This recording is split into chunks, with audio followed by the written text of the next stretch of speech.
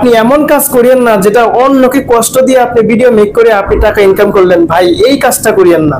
এক রাতে কত কি ঘটে গেল। সেই তরমুজুলার কান্নার ভিডিও হোম পেজে ঘুরতেছিল।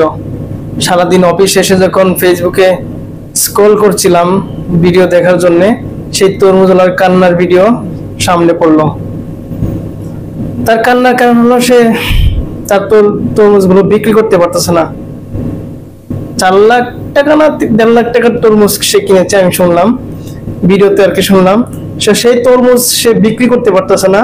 সবাই তাকে নিয়ে ভিডিও করছে এবং ভিডিও সে ফেসবুকে আপলোড করছে, কিন্তু যত কন্টেন্ট ক্রিয়েটর আছে সবাই শুধু তার সামনে যায় ভিডিও করছে, সে দোকানের সামনে যায় ভিডিও মেক করছে, তাকে নিয়ে ভিডিও মেক করার চেষ্টা করছে, কিন্তু কোনো ক্রেতা যারা আছে সেই ক্রেতারা কিন্তু দোকানের সামনে আসতেছে না, যার কারণে সে কোনো তরমুজ বিক্রি করতে পারতেছে না। সে যে তার দুঃখ, সেই কষ্ট, মার্কেটিং এ তাকে ইউজ করে এবং পিৎজা বার্গারের দিকেই সবার তীর ছুটে যায়। এবং এই পিৎজা বার্গার আবার সে সবশেষে ফেসবুকে পোস্ট দেয় তার সব তরমুজ কিনে নিবে, কিন্তু আবার এই তরমুজ কিন্তু আবার মোবাইল পিৎজা লিমিটেড সব কিনে নেই। আমি ভিডিওগুলো আরো নিখুঁত পরিমাণে খুঁজে খুঁজে বের করে দেখার চেষ্টা করলাম। দেখলাম যে এক ভাই তাকে বলতেছে যে ভাই আমি আপনার ভিডিও মেক করেছি, আপনাকে আমার কারণে আপনি ভাইরাল হয়েছেন, আপনার কাছে ভাই আমি সরি। ভাই সরি বললে সব সমাধান হয়ে যায়? এমন একটা ভিডিও দেখলাম যে ভিডিও দেখে আমার খুব খারাপ লাগছে যে আমরা কেমন জাতি, এমন একটা জাতি যারা কন্টেন্ট ক্রিয়েটর, বিশেষ করে ছেঁচড়া কন্টেন্ট ক্রিয়েটর। আমি ছেঁচড়া কন্টেন্ট ক্রিয়েটর বলবো, কারণ হচ্ছে এই তরমুজওয়ালা ভাই যে ভাইরাল হয়েছে মানলাম, সে খাবার খাচ্ছে, তার হাতে দই, হয়তো বা টক দই বা যেটাই হোক টক দই, সে খাবার খাচ্ছে, তাকে অনেক সাংবাদিক ভাইয়েরা ভিডিও মেক করছে তাকে নিয়ে। এক কন্টেন্ট ক্রিয়েটর ভাই এই যে মোবাইলের ভয়া, যে মোবাইলের ভয়া মাইক্রোফোন যেটা দিয়ে আসলে ভয়েস রেকর্ড করে, সেই এই যে এরকম ভয়া তার এইখানে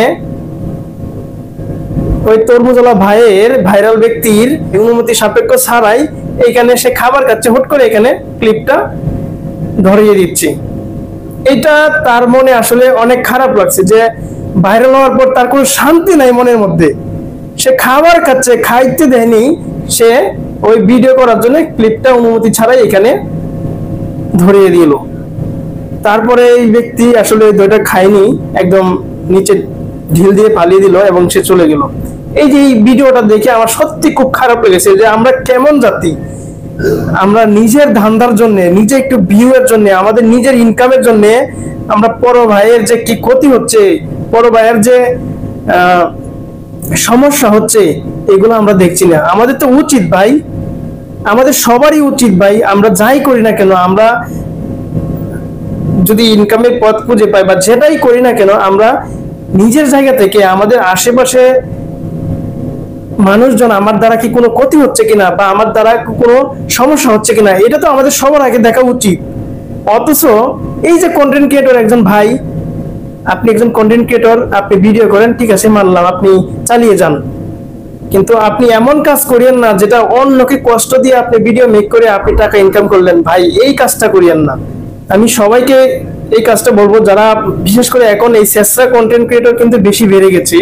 দেখবেন যে একটা ব্যক্তি কোনো কারণে ভাইরাল হয়ে গেছে বা কোনো সমস্যার কারণে কোনো কারণে ভাইরাল হলো, তো তার সুবিধা অসুবিধা দিক বিবেচনা না করে কিন্তু আপনার তাকে ভিডিও করতে যাই।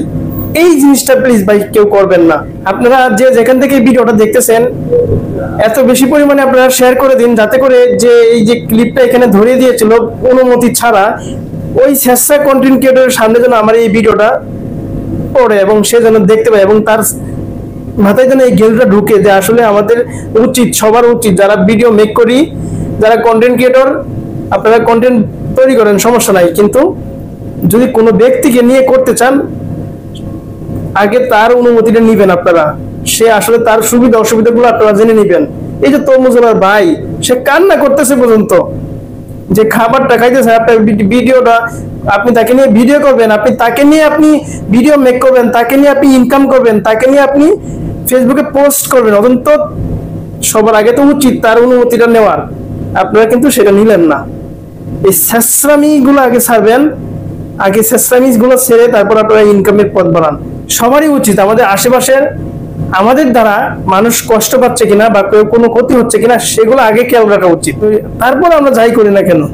তো সবাই আমরা এই দৃষ্টিগুলো আমরা সবাই খেয়াল রাখবো। ধন্যবাদ, আজকে এই পর্যন্তই। দেখা হচ্ছে আমার নেক্সট ভিডিওতে। সে পর্যন্ত সবাই ভালো থাকবেন, সুস্থ থাকবেন। সবার কাছে দোয়া যাচ্ছি, সবার জন্য আমার দোয়া এবং শুভকামনা থাকবে, এবং আমার জন্য সবাই দোয়া করবেন।